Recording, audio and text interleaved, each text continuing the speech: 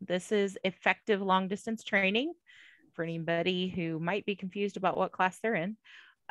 We started looking at, of course, how to use our pandemic skills to create other training options for rapier fighters who are either long distance or, continued pandemic things because they had kids who couldn't be vaccinated or any number of reasons. Like I said, definitely ways to connect during the pandemic. We did work with a team. So we went through kind of several iterations of different class structure. We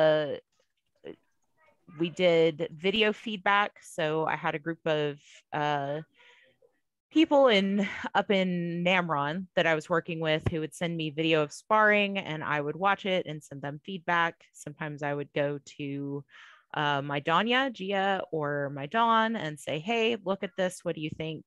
Give me other ideas. But the idea was they could send a video of a safe group they could spar with, and we could give feedback. We had a book study that happened via Zoom. And for Book of the Courtier that went, I think, about 2 months weekly. And we're trying to condense into something that could be an hour at Academy of the Rapier. And then we also were looking at ways to get together and do drills. And then as we did that, I was like, really, we could just create a curriculum bank. And that way people who come through the program or are wanting to have things to teach people can turn around and use the curriculum bank and be able to teach other rapier fighters more quickly and effectively because it's there and it's ready.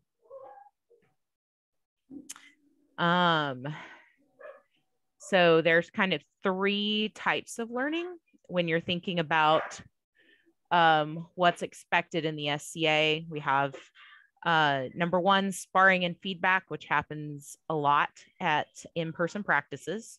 Drill work, which happens some at in-person official practices and some as people break out and work cadets with their dons and in more private practice settings. And then also, off you go, discussions of text and social expectations in the group. All 3 are important and necessary as you work through the rapier group. All 3 feed into each other and kind of create co-requisites. So to keep getting to the next level, you need to have all 3.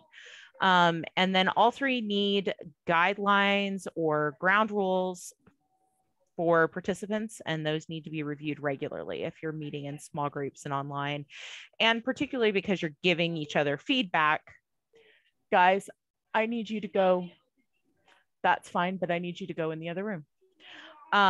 Giving feedback can be touchy, so it's good to know ahead of time clear expectations for what feedback should look like, sound like, how people in the group will be talking to each other, things like that. Are there any questions right now? Not yet.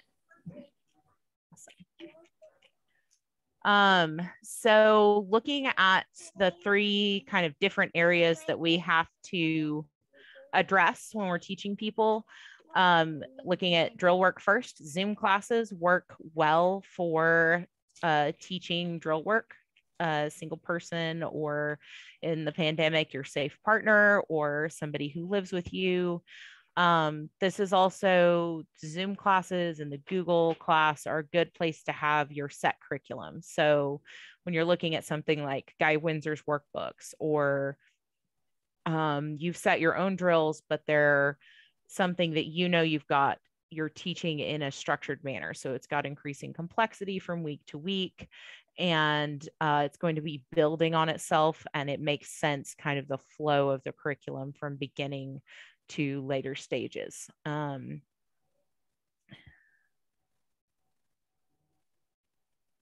you've got sparring. So, as we're learning, we always have a need to be sparring with people because we're learning how to fight, and those are practice fights. This is not an area that I suggest using Zoom or Google Meet, because while it's fun to watch things like Queens online, trying to give feedback based on video that can be jumpy, that can skip around. You may miss your fighter. And you're worried about like the flow of the video in the moment versus using a recording that you can send to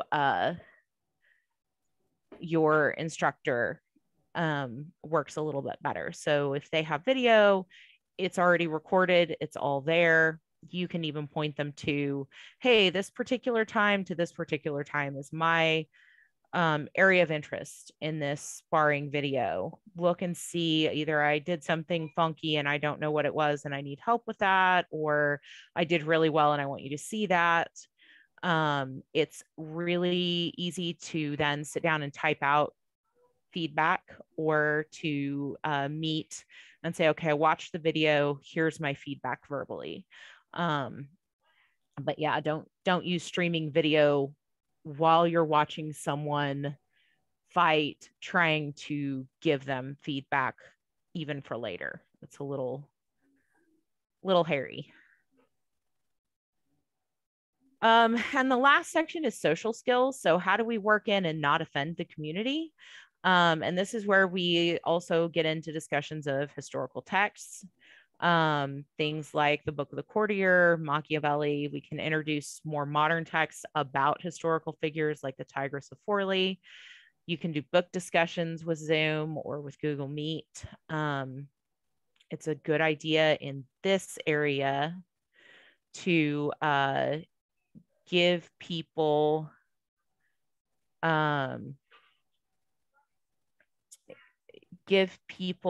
connection to the SCA and also connection to real life. So as you're discussing the text, you want to sit down and think about, okay, we've talked about this part of the courtier. How does that apply to the political arenas and the fighting arenas in the SCA? How would that apply to your job outside the SCA or your friend groups in and around the SCA, to kind of gel the lessons? Works really great on Zoom, works great on phone calls. It's awesome to do book studies in person or to do written discussion. It can be a little more difficult. And then, as always, when you're looking at historical text, you want to make sure that you understand the context of what you're reading, and then how would we discuss the same situation if we modernized this and took out the misogyny and approached it as, we've taken so like in the courtier, they're pretty strict on the gender roles, go figure, because of when it was written, and the further translations. But if you sit down and look at it as the fighter and the support, how does it read when you read it without the gender as the fighter and the support? And how then do you apply it? And where do those things cross over? Becomes a little more interesting.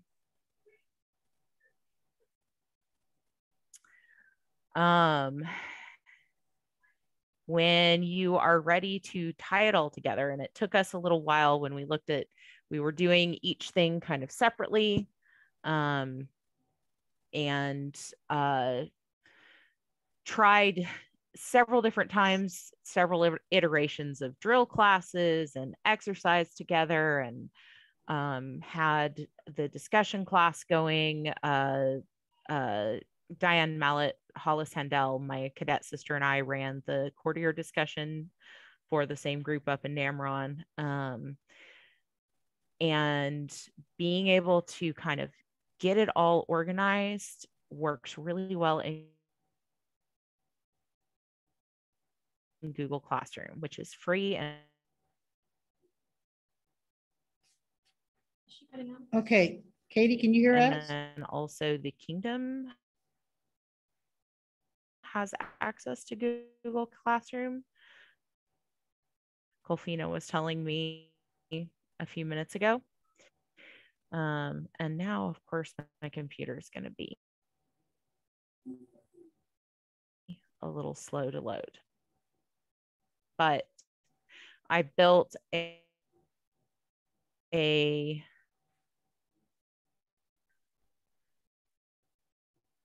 mock Google Classroom for us so that you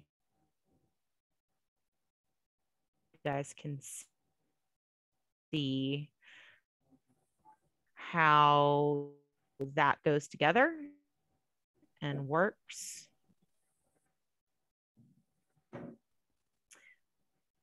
We are getting There a little bit of lag is, on the audio while it's loading, there's like an announcement section and places to give assignments. And in that section is where, if we're tracking attendance, like if we want to see kind of how often people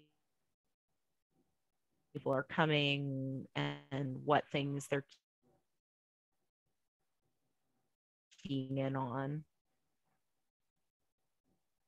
We also give in the assignments discussion questions for response and for journaling.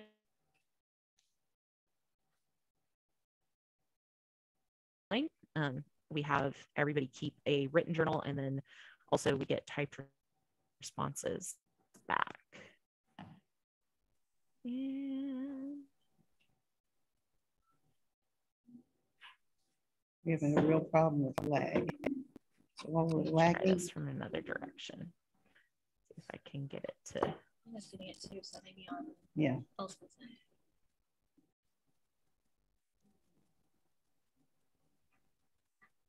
There we go.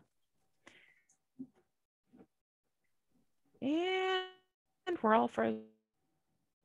Yay.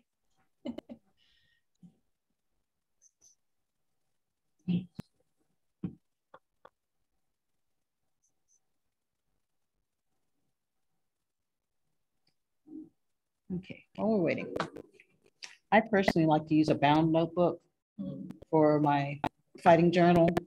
The classes that I've had with Elspeth and with Marie, I have notes dated because that helps me. That's the way I organize. There we go. I put notes when I actually hit a physical fighter practice. And I make notes about our warm-ups, our rules, like she mentioned. The thing that I hadn't thought of until today was that I went to a class that was looking at something we'd studied in a different manner. So I could put the notes from the academy at the back of my notebook. And then I put stars and the page that it refers to in my regular notes. So I can compare and contrast, and things that I thought should have been in, I made a different star and different color and said, go to this to do it right, basically. So, but it's good to hear it more than one way. It was the same basic thing, slightly different language, and then to see people doing it all over the room. And I had a shoulder and the babyest cadet, little bitty one. I think it's Hallie. Cadet.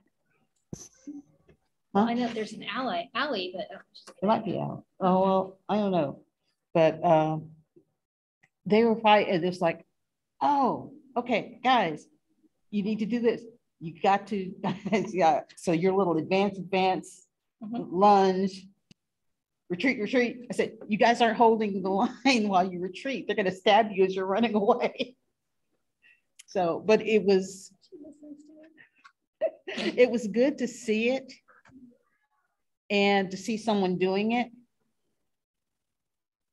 And then because you could see, and it's also nice the fact that they had, let's see, what was in here? Monty was in here to help with, because they had the groups. So you had the people going around, okay, do this, and each one had a little bit different take, but they were each going in the same direction. So it was interesting seeing all the different takes with that. Nice. But my notebook was invaluable because it's like, wait, I know that. Flip. I heard that before. Good old prior knowledge. You get the things that you've heard and then you hear them again and it helps you link into that. Okay. So now can you guys hear me again? Yes. Yay. All right. Can you see the demo class now? Yes. Yes. Awesome. So you can see this is like the front page that you get to when you come to the Google Class. Up at the top, it'll tell you this is your stream. This is where you'll see announcements for anything that gets posted or just announcements that teachers need to make and pop up in the classroom. Hey, we're not having class today. A lot, and that can get handled in a Facebook group, but also sent to your Google Class. So then if you pop over to classwork, this is where we keep materials and links. Everything's loading slowly today. So you're going to find your Rapier Marshall Handbook. We keep a link to the Guy Windsor webpage for our group for curriculum to kind of base things off of and move forward. We also have like an attendance section, and the interesting thing is Google doesn't have a way to take distance connection other than something like posting a question like this. And so you would click on it and basically I assign them 1 point or 0 points. If you weren't there, it's 0 points. If you're there, it's 1 point. If you're wanting to track, which is not, not always necessary, but can be good to know. They read the question, what does Reepicheep say about his honor? And your choices are, sire, my life is ever at your command, but my honor is my own, or honor is a thing of the past. And they can click on the correct question and then it'll pop up in the grades section and show you that they came to class. Go back. I keep having to move the window where I can see you guys around so I can get to different parts. So that's in classwork. You also have in the teacher section, you have under people, teachers, and the students in class. And then as a teacher, you have access to grades. So like if Kira took the, or Colfina took the attendance question and answered it, we could assign her a point here for 1 out of 1. If you go back to classwork, each week we post an assignment. And that's where you're going to see like the journaling questions or the start of the discussion questions.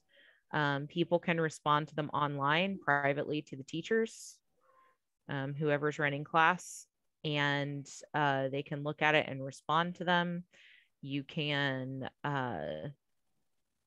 also build rubrics for fighting. So you can look at like, okay, so this week, and that's kind of like building a belt test for other martial arts. So you can break it down and actually put scales to, they can do a forward advance, demi lunge on the right side, on the left side, and say, they did it safely. Their knee didn't go past their toe.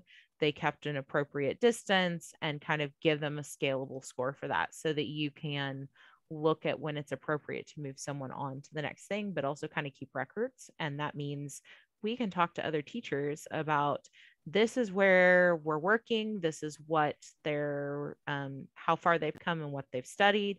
And this is like the next step that we're thinking about. So this is our structured class.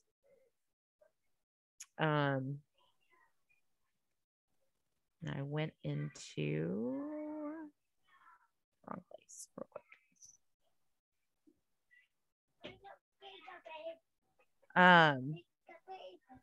Classwork. Not right now, baby.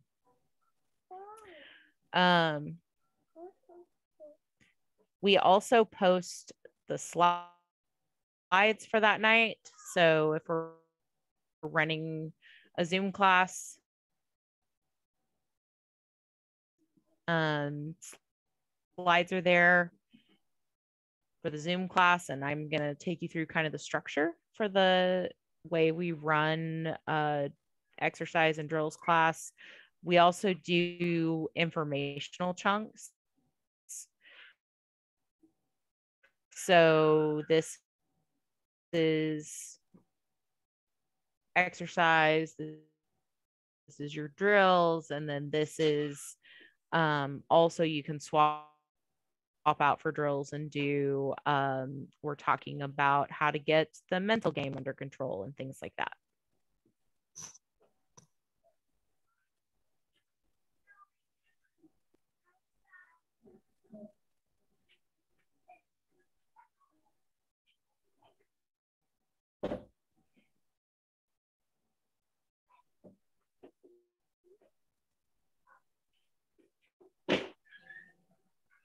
I think it's, yeah, it's slow loading.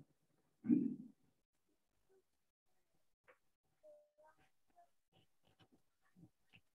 don't see any movement in her. I think she is either very still or she has lost some Wi-Fi.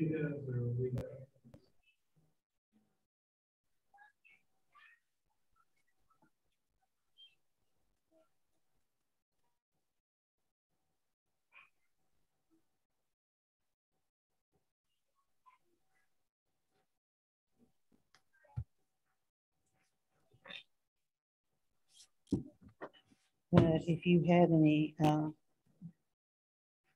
questions about the notebook or the general structure,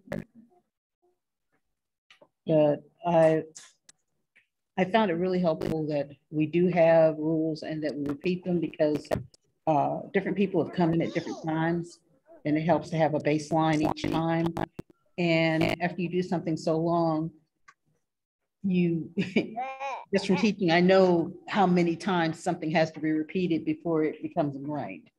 So we think it's once, twice, or three times, but it's not. Back. All right. Back. So many times. It's actually 12 to 15 times. And if you think about that, that feels like a lot, but you know, think about how many times your toddler's boundary test before they get the rule down. And adults are pretty similar. Okay, can you guys see the demo slides? Yes. We see the first one. The demo practice Perfect. night one? Yep, demo practice night one. And it's moving slowly. So I guess it's still loading a little bit. I cannot see what's happening in chat without freezing myself. Well, I can Just FYI. So I just chatted that if it's 12 times is the number of repetitions you need, I just chatted that's like 3 months of fighter practices. Yes, exactly. Just to put that in scale. Yep. There's actually also, depending on how much sleep you're getting, it can be up to 6 months before you get something in and into long-term memory and where it's actually usable in a tournament format. Sorry, my toddler found the part of the ironing board next to me that's really loud.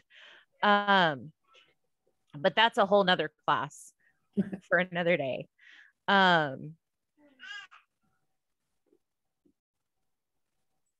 See if this will pop up now.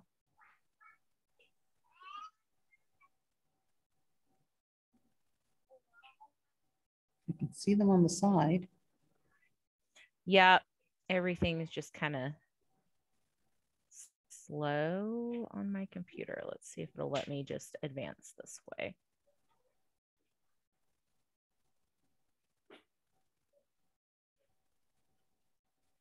Nope, there we go. So we always have a welcome, and that discussion is generally never recorded. If we're recording the sessions, we get through our greeting and introductions, and we don't record that. Next, come on. And then we always, right after that, before we start practice, review the practice agreements or rules. They can be something like be safe, be respectful, be responsible, or hopefully the next slide loads. They can be a little more complex. We have the Valkyrie and Bifrost rules, and these were developed with Marie at working through Valkyrie camp and working on practices together. No guilt, no negative self-talk. I think no opponents is a big one. We only have training partners. So, you know, the reminder that if you're sparring, you're not out there just to beat people, you're out there to be learning.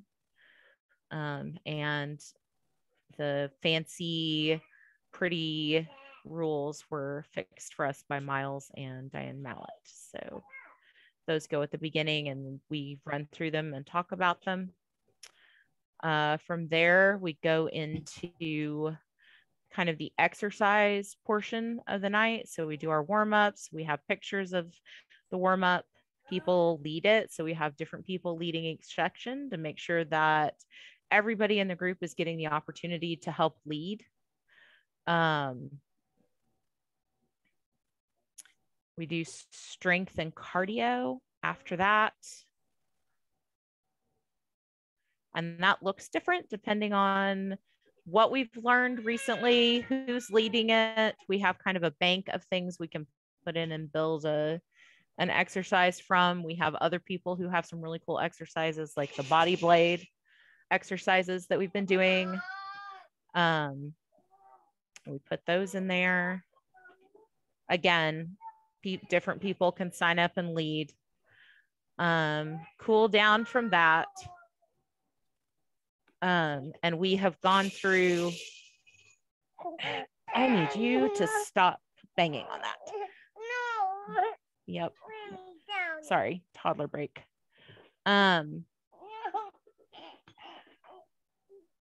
We've gone through 2 or 3 different iterations of the cool down. And again, we've had some really great input. And so we have some different variations on that.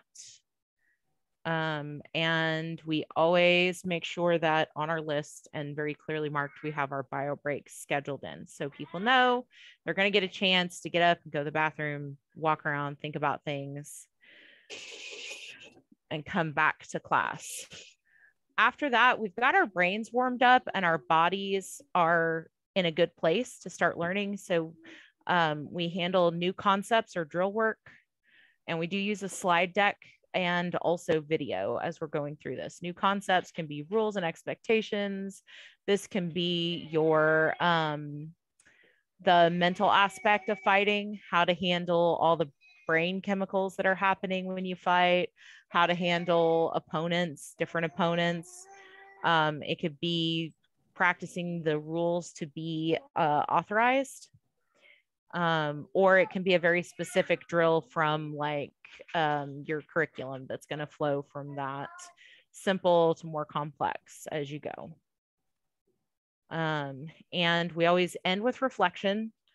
We think through and discuss. It's a time for everybody to talk if they want to. Nobody is ever forced to talk. Leaders are voluntary. Was it easy today? Was it hard? What was hard today? What was something someone else did well? So we want people to spot other people doing something and give that positive and encouraging feedback. What's a new concept that stuck out to you? So I'm bringing all the things we did back into people's brains and having them think through it, think through their feelings and discuss them right then. We ask for feedback for the teachers. Like, is there something you want to tell me right now that worked for you, didn't work for you? and remind them to sign up for teaching. We also keep our contact information at the end of that slideshow because we want people to contact us either through the Google Classroom or via email if they don't want to speak in class and say, this thing was a hard thing for me and I'm not sure about how that was taught, or I didn't like the way you were teaching today. You know, those things that can be hard to say out loud in front of a group, making sure that everybody has the opportunity to say them other ways. So in that vein, we are back to reflections and questions. What questions do you have? You're welcome to talk here. And then also, I have my Gmail and you can reach me on Facebook. But anybody want to ask anything right now? No questions. No.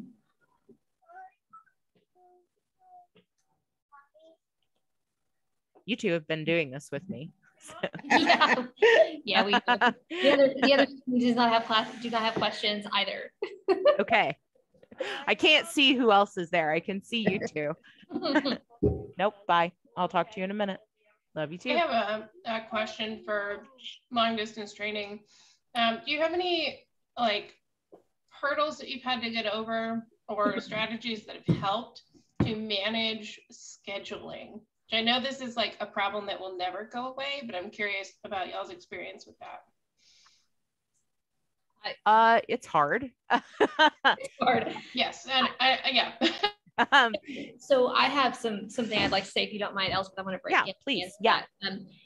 So one of the big hurdles we had to overcome is obviously you're not physically in the room with your student, and their computer and camera setup may not allow you to see their whole body while you are training them. Mm-hmm. Also, the more students you have, the smaller everyone's picture is on Zoom, which also makes it hard to see. So sometimes I have to pause my lesson, pause my part of the lesson, and walk right up to the computer and tell everybody, okay, do that move 3 more times so I can watch everyone doing it. Mm-hmm. But I also have a hard time because of my setup. They can't see my head and my feet at the same time. So I have to constantly adjust my camera, like, okay, this time I want you to watch my feet while I do the move. Now I'm going to change my camera angle and I want you to watch my upper body while I do the move. That was definitely a challenge to kind of figure out and set up. Mm-hmm. Because of the limitations of Zoom, I can't tell if people are, engaging their core while they're fighting. All I can really tell is, okay, you're doing the footwork I just taught you. You are moving your sword the way I just taught you. I hope you're doing it right. I'm going to send you up to sparring practice and you come back next week and tell me if it worked. Yeah. On the scheduling, we kind of got together as teachers and we're like, these are the nights that we are both available. Like, here are 3 choices that people can have. And then we put up we had kind of gathered a group of interested people and we put up a quick, like, what night/time works best for the most people, Facebook quiz, not quiz, but like poll. Like a poll. Poll. Thank you. The word left me. So we put the poll up and then we looked at where the most people could meet. Yeah. And just kind of went with that. We have come, as we've progressed, one of the things that will have to happen to include newer fighters is we'll have to have another day that is for people starting kind of at the beginning of some of the flow, because you can't teach effectively at the same time all the people who need the advanced curriculum who could be teaching the new people and teach the new people. It's just one of those tricky places. You'll see, it works better. You can do it a little bit because you can do breakout rooms, but whoever's in breakout room with the beginning group is not going to be doing the advanced night. And so they either have to find a different night to catch up on study, or they have to be past that area and it's not a concern. So it's kind of like thinking about going to a Taekwondo class and there's like 5 black belts. Everybody does warm-ups together and then they do breakout sections based on the belt level of their fighters. Yeah. And you'll see a black belt kind of with each group doing their kata, right? And so it has to look kind of like that, either in breakout sessions or doing kind of separate nights as far as getting through the drills, because that's where it looks like kata for us. You're doing the drill gets more complex, you're building onto it. And fight night in Taekwondo, of course, is our sparring nights, which is most in-person official practice is more like the sparring nights for other martial arts. So you almost have to have a couple of different meeting times or breakout sessions. And then, you can do things like I said with the video where everybody goes to their own sparring practice. We have people in California attending right now. So if they were going to get some sparring in, and get feedback from us, they would definitely have to do the video thing. They would have to videotape it, send it to us. We would give them feedback or sit together on Zoom and do feedback and talk them through it. So you have peripheral stuff that has to happen as well. Did that help kind of answer your question?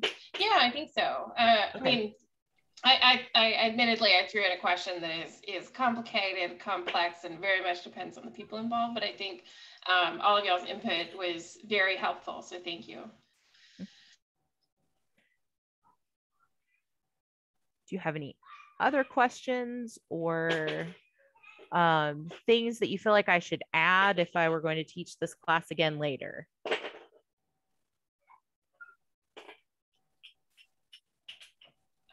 Nothing that comes to mind from my end. I thought this was really interesting. And I've already got elements of this that I'm already like, oh, I wonder if I can incorporate that into some of the things that I do. So I thought this was super interesting. So thank you for teaching the class. Absolutely. I want to add that we do, as she mentioned, we turn off that we don't videotape the part of the class where we're having reflection or introductions or anything that's very personal to students that they wouldn't want on the internet. Yeah. We are recording the lessons part of the class, and then we post that recording in the Google Classroom. So people can watch the video on their own schedule if they're not able to attend live. And then they can, so if you need to skip a night, you can stay current with your class. But it has been really important to us to make sure that each quote unquote class is only about 6 or 8 lessons. And when everybody has mastered those 6 and 8 lessons, we break them out into another group that studies the next things while we go back to the beginning with a new group of people and either do those 6 or 8 lessons again, or we review them until they're ready to move forward.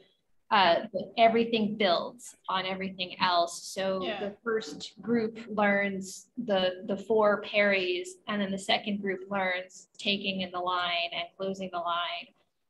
And then, lesson 3 is how to slaughter everybody.